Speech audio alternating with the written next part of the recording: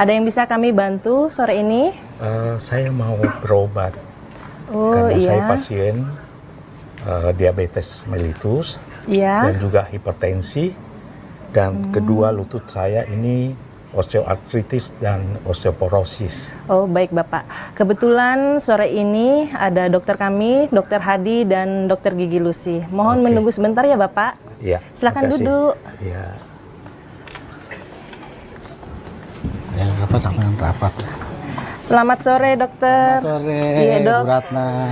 Tapi dok, ini ada pasien tak mau konsultasi sama dokter. Siapa? Dengan Bapak siapa? Saya Jeffrey, dokter. Oh, Pak Jeffrey. Gimana Pak? Ada yang bisa saya bantu? Iya, saya penderita diabetes dengan hipertensi dan juga osteoartritis, osteoporosis. Oh, selama ini terkontrol?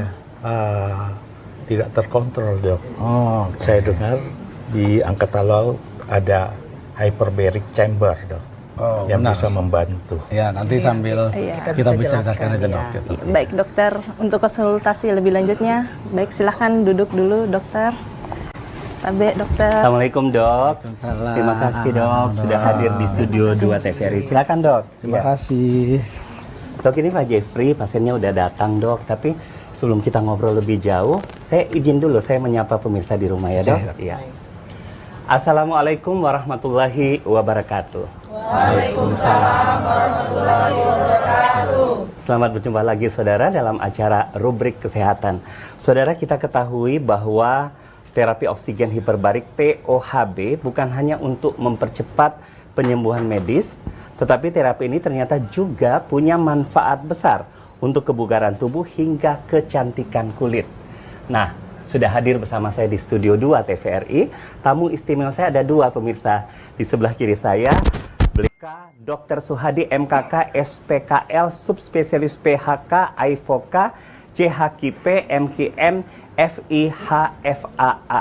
Assalamualaikum dok. Waalaikumsalam. Dok, saya jelasin dulu deh pemirsa itu singkatannya banyak banget dok ya. Letkol Laut berarti Letnan Kolonel Laut, benar ya dok? Benar. K-nya Kops ya dok? K-nya kesehatan. Kesehatan, Ya, kesehatan ya. Kemudian dokter MKK Magister Kedokteran Kerja. Benar. Benar dok. Ya, kemudian SPKL Spesialis Kedokteran Kelautan. Benar ya. Lalu subspesialis PHK, subspesialis pengobatan hiperbarik konsultan. Bukan. Apa dok? Subspesialis penyelaman dan hiperbarik. Subspesialis penyelaman dan hiperbarik konsultan. IVOKA ahli ilmu faal olahraga ya dok? Siap. Iya. Kemudian CHKP Certified Health Care Quality Professional. Kemudian MOM Master of Quality Management MKM. FIHFAA Fellow of the International Hyperbaric Benar. and Undersea Medicine Association. Ya. Waduh dok, nggak capek sekolah melulu dok? Nggak keluar asap ya di kepalanya dok? Sebenarnya sih capek, tapi kalau orang untuk kuliah terus itu kan salah satunya buat terapi mencegah jangan sampai kita cepat tua. Saya akrabnya boleh menyapa Dokter Hadi? Boleh. Terima kasih dok. Iya. Di sebelah kiri beliau pemirsa ada Ibu Dokter Lucy Damayanti, spesialis kedokteran gigi anak. Benar ya dok? Assalamualaikum dok. Waalaikumsalam. Senang sekali bisa ketemu dokter pada sore ini ya. Ya, dan pemirsa nanti kita ngobrol-ngobrol lebih jauh lagi, dan yang luar biasa pada sore ini juga tadi kita sudah dibuka dengan lagu apa sih tadi? Harus bahagia. Setuju pemirsa? Harus bahagia ya. Teman-temannya boleh tepukannya buat T Project Band. Dan yang luar biasa, audiens kita yang hadir ganteng cantik. Rumah Sakit Angkatan Laut, bener ya? Rumah Sakit Angkatan Laut Jala Amari. Assalamualaikum semua. Baik, saya cek dulu ya, saya cek dulu semangatnya. Rubrik kesehatan.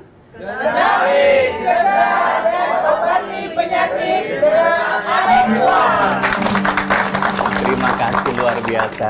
Ya, dan pemirsa, kembali kami sampaikan untuk Anda yang jauh dari pesawat televisi, tidak perlu khawatir, Anda bisa menonton kami secara live lewat genggaman tangan. Buka handphone, YouTube channel TVRI Sulsel, Anda bisa nonton dimanapun Anda berada, atau boleh di aplikasi TVRI. Klik TVRI Sulawesi Selatan. Baik, silakan dilanjutkan apa yang akan disampaikan Pak Jeffrey ke Dokter Hadi dan Dokter Lucy, silakan. Iya, yang tadi saya mau sampaikan itu tentang penderitaan saya, yaitu diabetes. hipertensi dengan osteoartritis dan osteoporosis. Dan saya banyak mendengar bahwa di Angkatan Laut itu ada terapi yang namanya hyperbaric chamber. Baik. Ya. Ya, silakan Dok. Bisa dikasih komentar sedikit. Gimana tuh terapi hiperbarik? Jadi terapi oksigen hiperbarik itu Ya Dok. adalah suatu sebenarnya terapi pengobatan. Dia bisa bersifat sebagai terapi pengobatan utama Ya Dok. ataupun juga terapi pengobatan penunjang. Nah, terapi pengobatan utama itu biasanya untuk kasus-kasus penyelaman. Sedangkan di Sulawesi ini kan kasus penyelaman cukup banyak, baik yang penyelam menggunakan kompresor atau penyelam profesional yang menggunakan alat scuba. Nah, untuk terapi sendiri oksigen hiperbarik ini, di mana pasien itu akan kami kasih oksigen murni 100% dengan menggunakan media napasnya itu adalah oksigen. Yang saya masukin ke dalam suatu ruangan berbentuknya kayak semacam tabung. Nah, di situ kami kasih tekanan. Jadi tekanannya harus lebih dari 1 atmosfer. Nah, sekarang kita hidup di ruangan ini tekanannya adalah 1 atmosfer. Ya, Jadi nanti pasien saya masukin ke dalam tekanan, dalam chamber saya kasih tekanan sampai tekanan yang kita idealkan, yaitu adalah kalau untuk kasus klinis 2,4 atmosfer. Berarti kurang lebih pasien itu kita masukkan ke dalam seolah-olah kayak menyelam sampai kedalaman adalah 14 meter. Seperti itu Dok ya. Seperti itu. Iya, Dokter Lucy, ada Ya. yang diberi tambahan? Silakan Dok. Iya, terima kasih. Saya tambahkan, jadi selain yang disampaikan, di dalam ruangan itu memang bertekanan tinggi. Kenapa harus bertekanan tinggi? Karena dalam situasi yang tertutup dan bertekanan tinggi, itu sangat baik untuk meningkatkan kadar oksigen dalam plasma darah. Kalau kita tekanannya tinggi, plasma darah membuat molekul-molekul oksigen itu semakin kecil dan akan lebih padat masuk ke dalam jaringan. Nah, itulah fungsi dari terapi oksigen hiperbarik, bisa masuk ke dalam pembuluh darah lebih baik. Baik, Gitu. luar biasa. Ya, baik. Saya lagi yang nanya nih Dokter Hadi ya, Dok, masalah kesehatan apa sih yang paling sering diatasi dengan terapi oksigen hiperbarik ini? Dan bagaimana cara, tadi kan cerita ruangan sederhana tapi bertekanan yang membantu si tubuh ini bisa pulih lebih cepat ya Dok ya? Seperti apa Dok? Jadi seperti yang tadi Dr. Lucy bilang, bahwa pasien ini kan kami masukin ke dalam suatu ruangan yang berbentuknya tabung. Nah, pada saat masuk ke dalam tabung itu saya kasih tekanan. Iya, Dok. Jadi di sini kita ada yang namanya hukum fisika. Di mana pada saat hukum fisika itu makin turun ke bawah, jadi kan ini pasiennya saya masukin seolah-olah saya bawa menyelam. Pada saat makin turun ke bawah, tekanan makin tinggi. Nah, tekanan yang makin tinggi ini menyebabkan semua tekanan itu juga tinggi. Nah, termasuk karena di dalamnya situ saya kasih oksigen 100%, berarti kadar oksigennya di dalam pembuluh darah kita nanti kadarnya akan tinggi, konsentrasinya juga tinggi. Tetapi yang jadi masalah adalah volume gasnya itu dia akan mengecil. Jadi kalau saya ibaratkan di tekanan seperti ini, oksigen saya ibaratkan sebesar kacang mede. Nah, pada saat pasien itu masuk ke dalam chamber, saya kasih tekanan sampai kedalaman 2,4 atah, di situ yang sebesar kacang mede itu dia akan mengecil, bahkan sebesar jarum pentul. Nah, kalau sudah sebesar jarum pentul berarti oksigen itu bisa masuk ke seluruh pembuluh darah kita, bahkan yang sampai terkecil sekaligus. Nah, dengan kayak begitu berarti sel tubuh kita ini kan fungsinya adalah dia regenerasi. Setiap oksigen itu menempel di sel tubuh kita itu dia akan membelah sel tersebut. Timbullah jaringan baru. Nah, jaringan yang baru inilah yang akan membuat pemulihan kita lebih cepat, kembali normal seperti biasanya. Baik, ya Dok, untuk orang sehat sendiri nih Dok, dia nggak sakit ya, untuk orang sehat sendiri. Katanya ada yang ingin menambah kebugaran. Manfaat apa saja sih Dok yang sudah terbukti dengan terapi ini, jadi bukan sekadar tren-trenan ya Dok ya? Gimana Dok? Jadi seperti yang tadi saya bilang, salah satu fungsi oksigennya sendiri ini kan dia berfungsi sebagai antibiotik. Ya. Yang kedua, dia berfungsi juga sebagai kolagen. Nah, kolagen ini kan adanya di bawah kulit kita. Iya, Dok. Jadi pada saat oksigen itu menempel di dalam kulit kita itu, jadi kolagen itu dia seperti yang tadi saya bilang, dia akan terjadi regenerasi sel. Nah, regenerasi sel itu dia akan membelah, akhirnya apa? Daya tahan tubuh kita juga akan naik. Nah, terus untuk orang yang habis beraktivitas, dalam hal ini misalnya dia habis berolahraga, entah dia mau olahraganya jalan, atau naik sepeda, atau lari, itu otomatis bawaannya kita capek, lelah. Itu karena apa? Karena kadar asam laktatnya kita tinggi. Nah, manusia itu kan butuh istirahat supaya menurunkan kadar asam laktat. Tapi kalau orang tersebut kita masukin dalam terapi oksigen hiperbarik, kadar asam laktat itu akan turun dengan cepatnya. Nah, itulah makanya kenapa kalau orang-orang olahragawan, orang-orang sehat lah kayak kita gini, masuk terapi hiperbarik, salah satu tujuannya adalah meningkatkan stamina atau kebugaran. Lebih bugar lagi, Lebih bugar dok, ya. lagi. Lebih terpelihara lah ya, Siap, dok ya. betul. Baik dok, saya ke dokter Lucy lagi. Dok, ini dokter Lucy kan spesialis kedokteran gigi anak nih ya. Kapan terapi oksigen hiperbarik dipertimbangkan dalam perawatan gigi?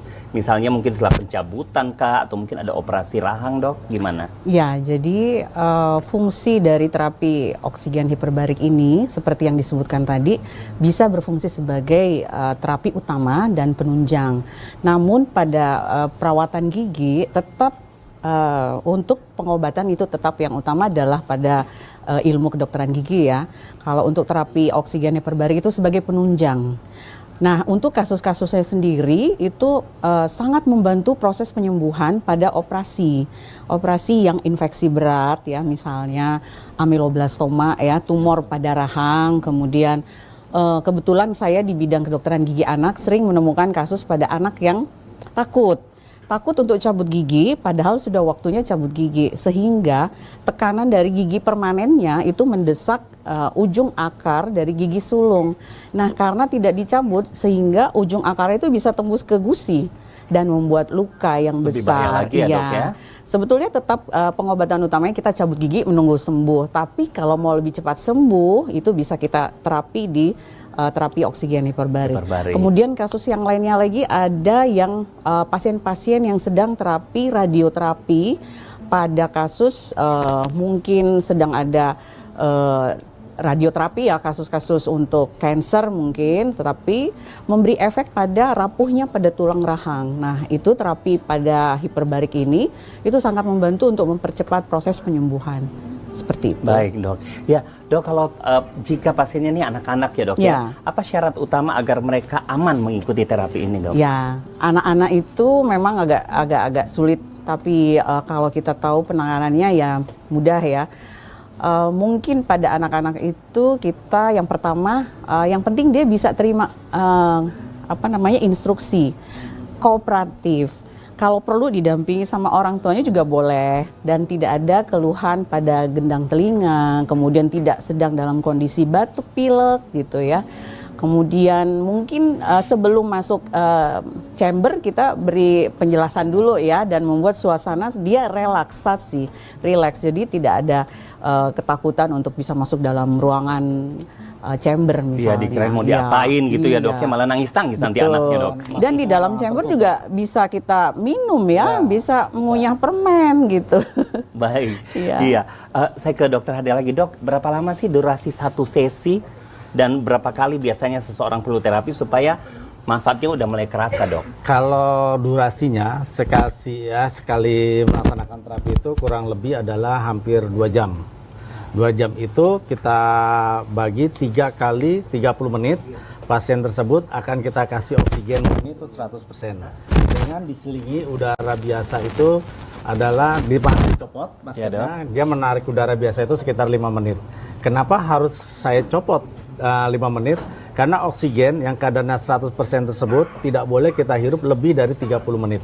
Makanya ada jedahnya di 5 menit itu adalah supaya tidak terjadi keracunan oksigen. Mungkin yang perlu saya tambahkan yang dari Dr. Lucy bilang, dok, silakan. Karena ini masuk ke dalam suatu ruangan berbentuk tabung, jadi ini kan ada perbedaan tekanan. Nah, disinilah yang tadi Dr. Lucy bilang bahwa harus yang namanya pemeriksaan telinga itu juga harus. Karena nanti akan terjadi yang namanya perubahan tekanan. Jadi kalau terlambat yang namanya falsafah, itu akan menimbulkan yang namanya gendang telinga kita rasanya sakit. Nah, falsafah itu tujuannya sebenarnya menyamakan tekanan di luar badan kita sama di dalam badan kita. Karena di dalam badan kita itu ada rongga paru, ada rongga gigi, ada rongga-rongga muka yang berisi udara, itu tekanannya negatif. Tidak boleh ada udara. Makanya pada saat dikasih tekanan tersebut, dia harus bisa falsafah. Ada 3 cara. Dari 3 ini terserah pasiennya mau milih yang mana. Yang pertama, itu, dok? Yang pertama mungkin bisa kita praktekkan hidung kita pencet rapat, terus kita nelan air ludah. Ciri-cirinya berhasil apa tidaknya, telinga kita ini rasanya kayak ada kesumbat. Nah, cara kedua biasanya perawat saya di dalam tuh mengajarkannya hidung dipencet, sambil dipencet dia kayak membuang udara atau apa namanya kalau orang kayak lagi pilek itu lewat hidung. Nah, itu juga terasa dia ada yang namanya tekanan dari dalam. Atau kalau dia sudah terbiasa naik pesawat mungkin dia menggerak-gerakkan rahang. Enaknya apa? Kalau gendang telinga kita sudah boleh dibilang rusak atau robek lah, itu falsafah nggak perlu karena tekanan sudah keluar langsung masuk lagi. Biasanya kalau pada anak-anak saya sering membuatnya menangis saja. Karena kalau nangis otomatis dia akan bergerak. Walaupun kita sediakan minum ya dok ya. Minum sama permen di dalam itu kita sediakan. Baik, ya dok, kondisi medis apa yang membuat seseorang itu sebaiknya jangan dulu nih menjalani terapi hiperbarik? Sebenarnya kalau seperti ini boleh dibilang kayak kontraindikasi ya masuk ke dalam terapi hiperbarik itu. Yang pertama banget dia lagi pilek. Jangan sekali-sekali pasien yang lagi pilek itu masuk ke dalam terapi hiperbarik. Karena tekanannya ini akan menekan sinus kita, akhirnya terjadi pusing atau nyeri. Yang kedua, dia lagi demam. Kalau suhunya lebih di atas 38, jangan kita masuk ke hiperbarik. Karena suhunya itu pasti akan lebih lagi. Yang ketiga, itu yang suatu keadaan di mana parunya kita berisi udara. Itu benar-benar dia nggak boleh masuk. Karena nanti kalau parunya sudah dikasih ada istilahnya ada robekan, saya kasih tekanan itu akan masuk malah membuat parunya tambah kolaps. Kolaps itu kalau di dunia awam mungkin misalnya jadi mengkerut parunya atau bahkan bisa menimbulkan gangguan di parunya. Satu lagi itu untuk orang yang kadar gulanya di bawah 100 itu nggak boleh. Karena sebaiknya jangan dulu ya dok ya. Jangan dulu karena semua pasien kalau masuk terapi hiperbarik menyebabkan kadar gula pasti turun. Jadi sebelum masuk diperiksa dulu ya dok ya. Ada screening dulu ya dok ya. Iya. Baik dok. Iya. Nurse Ratna, yang pasien kita Pak Amir tolong dicek dulu nanti jam 5 sore boleh konsul dengan Dokter Hadi dan Dokter Lucy. Baik, ya. Dokter. Kita selesaikan dulu Pak Jeffrey hari ini ya, Nurse Ratna. Baik. Saya ke Dokter Lucy lagi. Dok, banyak juga orang takut nih dok, telinganya sakit di ruang bertekanan. Iya kan dok? Nah, tips praktis apa agar tetap nyaman dok selama terapi? Ya, sebetulnya tadi sebagian sudah disebutkan Dokter Hadi ya. Antara lain falsafah gitu ya, kemudian ada juga teknik yang ya sebetulnya semua itu bisa sudah nolongin disebut. Ya dok ya? Ya. Yang penting sebelum masuk kita terapkan di luar dulu, latihan di luarnya. Nanti kalau semua sudah bisa dilakukan di luar chamber, di dalamnya akan lebih mudah. Udah rasa nyaman dulu, betul. Baru dipersilakan masuk ke chamber. Ya dok, kalau seorang pakai behel nih dok, atau implan gigi, adakah langkah khusus sebelum masuk ke hiperbarik? Sebetulnya tidak ada yang perlu untuk kita ambil langkah khusus ya, nggak ada. Jadi seluruh pasien yang menggunakan behel ataupun yang implan ini juga sudah diteliti, ya dok, ya oleh Dokter Gigi Yun Mukmin itu penelitiannya. Pasiennya semua yang pakai behel itu bisa masuk ke dalam chamber. Tidak ada masalah. Tidak ada masalah. Malah ya, itu ya? sangat membantu dalam meregenerasi tulang dan jaringannya. Jadi penelitiannya itu pasien yang menggunakan behel masuk ke dalam chamber, lalu setelah itu diteliti lepas behelnya, ternyata setelah lepas behel gigi yang kita sudah perbaiki letaknya itu semakin kuat. Jadi tidak relapse atau kembali lagi seperti kasus sebelum pakai behel. Malah itu jadi sudah lebih ada rapih ya dok ya? lebih bagus ya. Luar biasa. Ya. Baik, kelihatannya dok ini adik-adik di Project Band mau tanya juga ya. Siapa yang lebih dulu? Ya silakan, Rio. Ke siapa Rio? Disampaikan ya ke dokter siapa? Saya punya catatan dok. Saya mau bertanya sama Letkol Dokter Suhadi. Dok, apakah terapi oksigen hiperbarik bisa membantu atlet pulih lebih cepat setelah cedera otot? Oke. Untuk atlet nih dok, iya. Sebenarnya kalau melihat dari fungsi dan mekanisme kerjanya, memang dia sangat bisa membantu untuk pemulihan atlet lebih cepat. Sebagai contoh, kalau di luar negeri, atlet-atlet sepak bola itu, kalau misalnya dia terjadi benturan, sebagai contoh lagi itu yang pernah saya baca di jurnal adalah atlet sepak bola Cristiano Ronaldo.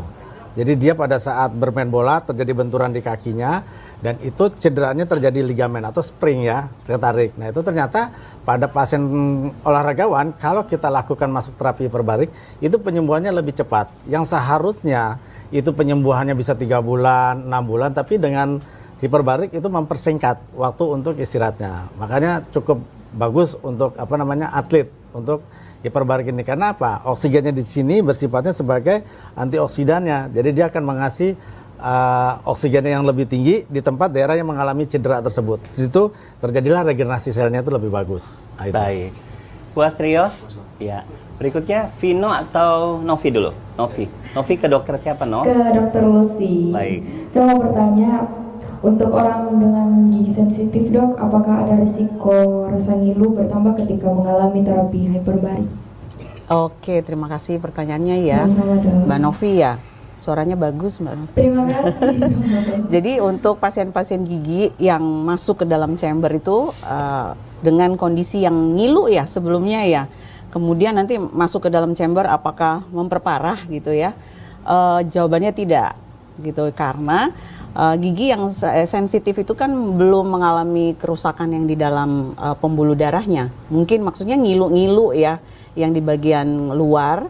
Nah, itu tidak mempengaruhi di dalam chamber, karena malah justru dia bisa menyembuhkan gitu, karena oksigenasi, kadar oksigennya akan ditambah dalam seluruh jaringan pendukung atau pengikat gigi, sehingga nanti rasa ngilu itu atau sensitif itu bisa hilang justru. Jadi aman Gitu. aja ya, Iya, Dok ya? betul. Aman. Novi nanti kasih tahu temennya tuh, nggak usah takut. Justru yang boleh ya, Dok ya? nggak aman kalau giginya berlubang ya, Dok ya, Lubang, terus nggak ditambal. ditambal, ya. Nah, itu kalau tambalannya nggak Rapat. nah itu pasti akan menimbulkan baru trauma. Itu yang masalah ya, Itu Dok yang ya? masalah. Baik, ya. Berikutnya siapa? Vino. Ya, silakan Vino ke dokter Saya mau siapa? tanya ke Dok Suhadi. Baik. Ini Dok, untuk orang yang baru menyelam atau yang mau terbang jauh gitu, ada mungkin saran berapa lama jeda waktu antara sebelum dan setelahnya untuk ikut itu terapi hiperbariknya? Harus ada jeda dulu, Dok. Kalau orang habis menyelam, Atau yang mau terbang? Berapa lama sebaiknya jeda gitu. waktu, Dok? Sebelum atau sesudah mengikuti terapi justru hiperbarik ini? kalau orang karena tadi saya dari awal saya bilang terapi hiperbarik ini terapi utamanya adalah khusus untuk orang-orang habis menyelam. Jadi kalau kita di Angkatan Laut, kita mengikuti anjurannya adalah sesuai dengan tabel US Navy. Jadi kalau setiap orang habis menyelam, itu sudah sewajibnya atau sewajarnya dia langsung masuk terapi hiperbarik. Gitu. Ada nggak ada keluhan, dia harus langsung masuk terapi hiperbarik. Karena apa? Seperti kita ketahui di udara seperti ini, kadar oksigen hanya 21%. Iya, Dok. Kadar nitrogen paling banyak, 78 atau 79%. Nah, tadi kan saya bilang dari awal, udara yang kita hirup di tekanan ini sebesar kacang mede. Pada saat penyelam tersebut menyelam sampai kedalaman lebih dari 10 meter, yang sebesar kacang mede ini akan mengecil. Nah, berarti kalau dia mengecil, dia akan terjadi meredar ke seluruh tubuh, termasuk gas nitrogen tersebut. Nah, kalau tiba-tiba penyelam tersebut naik ke atas terlalu cepat atau terjadi trouble, jadi yang gas nitrogen yang sebesar sebesar jarum pentul ini, dia bisa membesar di dalam pembuluh darah. Kalau sudah membesar, terjadilah sumbatan. Nah, inilah yang terjadinya dengan namanya penyakit dekompresi. Makanya kenapa kita nggak yakin penyelam tersebut, walaupun dia naik ke permukaan, kondisi badannya dia sehat, kita kan nggak tahu kadar nitrogen di dalamnya sudah larut apa belum. Makanya dianjurkan setiap habis menyelam masuk terapi hiperbarik. Tapi kalau dia habis melaksanakan terapi hiperbarik, itu butuh waktunya kurang lebih minimal itu 4 jam baru dia boleh terbang. Tapi kalau misalnya dia ada kasus penyelaman, itu mungkin bisa nunggu 1 kali 24 jam baru bisa terbang. Sehari semalam dulu ya, Dok Sehari ya, semalam baru bisa itu. terbang. Itu. Itu yang ditanyakan ya? Jeda itu kan yang ditanyakan. Oke, Vino puas? Baik. Ya, terima kasih, Dok. Dan saudara pemirsa dimanapun saat ini Anda berada, kita sudah tiba pada segmen mitos atau fakta.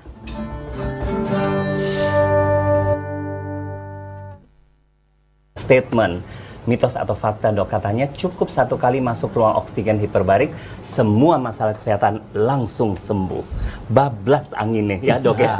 Ya, tapi jangan jawab dulu, Dok ya, ditahan dulu, Dok. Pemirsa Anda jangan kemana-mana, tetap bersama kami di Rubrik Kesehatan. Terima kasih Anda masih bersama kami di Rubrik Kesehatan, pemirsa. Rubrik Kesehatan?